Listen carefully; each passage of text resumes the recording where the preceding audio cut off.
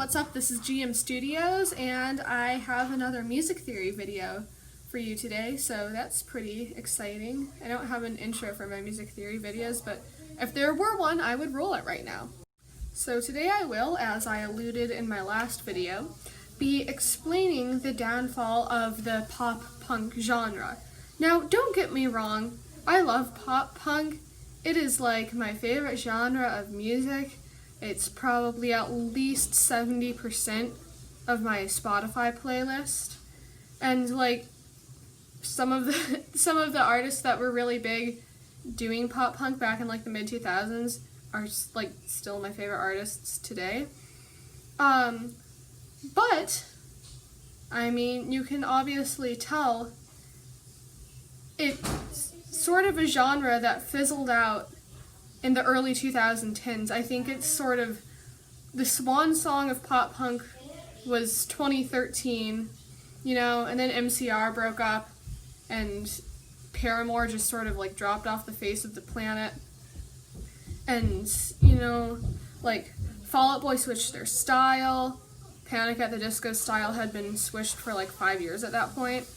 And a lot of the other bands just sort of slipped under the radar, and nobody really wanted to listen to pop punk anymore. So why did it not last? And that's, I guess, what I'm going to be answering in today's video.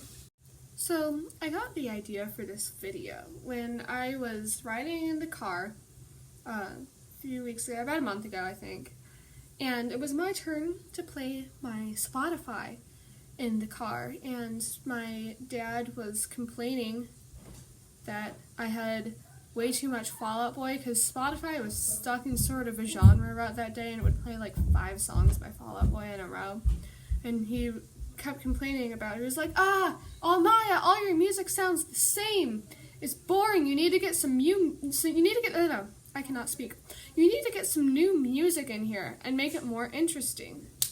And I sort of started thinking, and I mean, what I was thinking was that like some of their songs he doesn't mind, like he actually likes Centuries, but that's later. That song was like 2015. What he didn't like were, you know, all of the songs from, oh shoot, what was the first album called? Whatever the first album was called. You know, and From Under the Cork Tree and Infinity on High. I don't really have any songs from Folie à Deux on there, though. I feel like I pronounced that wrong. But he didn't like any of the older ones when they still did pop punk, because he said it all sounded the same. So I thought, well, does all pop punk sound the same? So I went home and I decided to put on a Spotify playlist of just exclusively pop punk, which was a little bit hard because a lot of the songs I knew and enjoyed. So I was sort of, you know, bopping along to them. But then, you know, I sort of realized if you were hearing all of these songs for the first time and you didn't already know them, it's so hard to tell really any distinctions between them, and the ones that became really popular were the ones that were just a little bit different enough to sort of be caught by the public eye.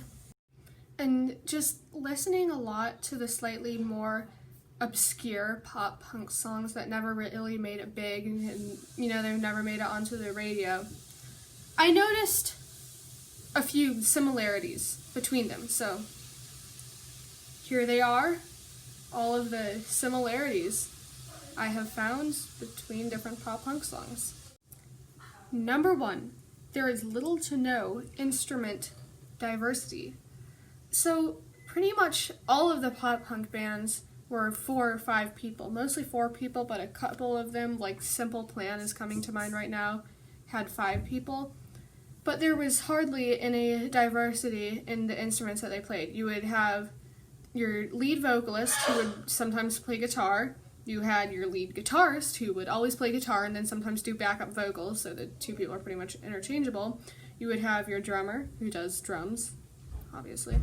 And then you would have your bassist, who everyone sort of ignores and doesn't care about, and I feel sorry for the poor bassist. Sending them love. I think I did that. Did I do that in my last video? I honestly don't remember. But, you know, it would be like the same 4 instruments. You have your voice, your guitar, your drums, your bass. You know, sometimes you have 2 guitars in one song. Ooh, fancy. But there wasn't much diversity. Very rarely you would see something like keyboard.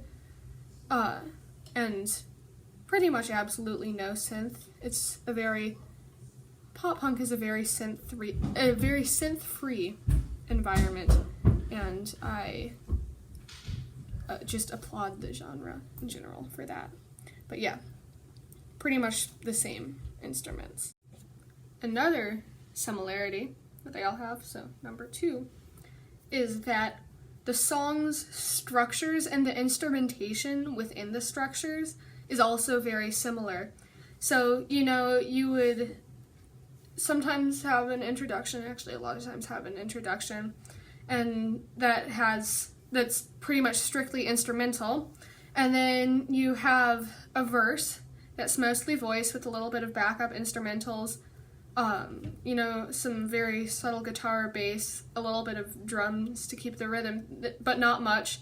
Then a pre-chorus that's almost always the best part of the song. I don't know why the pop punk pre-choruses, they just hit different. They're almost all of the pre-choruses are really good and sort of have, but you know, they all sort of have like an air of building up to something, and then you get to the chorus, and almost always the chorus, you can hardly even hear the vocals over all the instruments, and you know, the guitar and the bass are just playing fast notes or chords.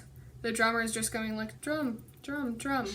Also fast. It's not very decorative or ornamental in any way. You know, you're just doing da da da da da da da da da da da while the singer's singing, and then, you know, you do another verse, same thing, but a little bit more instrumental in that verse, another pre-chorus, good, another verse, then you have a bridge that sounds like it's from a completely different song, because I don't know. That's another thing about pop punk. The bridges of their songs almost never fit with the style of the rest of the song. I think a lot of times because they're like, okay, let's back off on all of these instruments playing really fast notes, and they'll play a lot slower, and it just doesn't quite fit. And, you know, then you do a verse again, and woohoo. Simple song structure. I've been explaining this for way too long, but a lot of them have a very similar song structure. Number 3. There are pretty much 3 different types of just lyrics in pop punk songs in general. There is the type of lyrics that are just sort of like, oh, the first one is just like, oh, society sucks, you know, revolutions, and I hate growing up, let's just be teenagers forever, because, you know, our entire audience is made up of teenagers. And, I mean, I swear, if I had $1 for every time they say 9 to 5 routine in a pop punk song, I'd be rich. I'd be really rich. Be richer than heckin' Jeff Bezos. So, yeah, there's, you know, the lyrics that are just like, no, we can be different. And then number 2, there's the lyrics that are just, you know, all of your basic person song lyrics. They're like, oh, love and romance and general stuff like that. I don't know. It gets kind of boring when, like, pretty much every song you ever hear on the radio is about love. Like, can't you write a song about, I don't know, something different? And so then, of course, they're like, well, we can't write it about love, so let's write it about, you know, to heck with society. But then that also got old. So then there's the third type of lyrics, which are just pretty much like, they don't make any sense. and I think they're all just supposed to be a big joke, and you're just saying random nonsense, and I don't even think the writers, whoever wrote the song, I don't think they even know what the lyrics mean. They're like, let's just say some random stuff and hope that our audience thinks we're being really deep right now. So yeah, those are the 3 kinds of lyrics. Number 4, really long song titles that have nothing to do with the song. Enough said.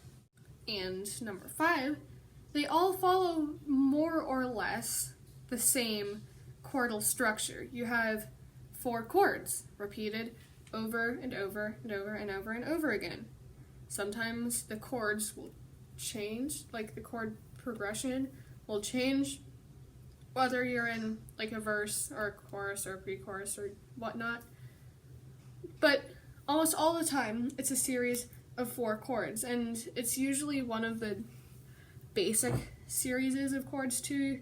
You might go your 1 chord, your 5 chord, your minor 6 chord. I think it's a minor 6. Yeah, minor 6 chord and 4 chord, and then you just go over and over and over again. Or if it's in a minor key, you could go, minor 1, minor whatever that is, 4, I think. Wait. No, that's not 4. I don't know. Whatever F is in A minor.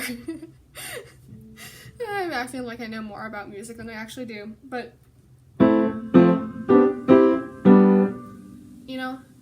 a chord progression like that. Or if you're feeling fancy, you can be doing a minor chord progression going downwards. You can going. Let's just pretend I hit the wrong chord there. And, I mean, yeah, you might have, different patterns, but it's pretty much always a 4 chord progression. So there you have it, pretty much like the 5 things that all pop punk songs have in common. And I think that's what led to its downfall, was that it all pretty much sounded the same. And there were a few songs that gained popularity because they were slightly different. And then, the people were like, wait, if the few songs that gain popularity are slightly different, let's make all of our songs sound different to give us a better chance at gaining more popularity. So then some bands did that, some bands broke up and then 7 years later got back together. And I have no idea what music My Chemical Romance is going to produce now, but it better be good. And some of them still kept making pop punk, but they vanished off the face of the earth because there wasn't a market for it anymore.